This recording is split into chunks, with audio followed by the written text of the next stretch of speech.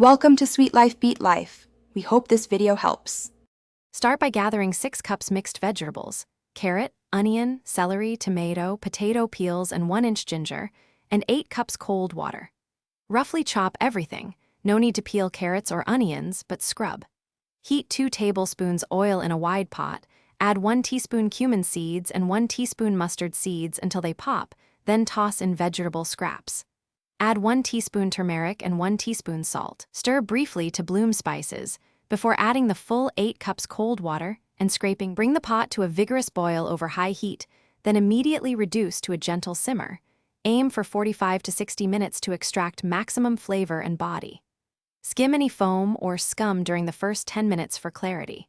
10 minutes before finishing, add 1 tablespoon garam masala or 10 crushed black peppercorns and a handful of cilantro stems for aroma. Taste and adjust with 1/2 teaspoon more salt if needed. Avoid oversalting because broth concentrates when reduced.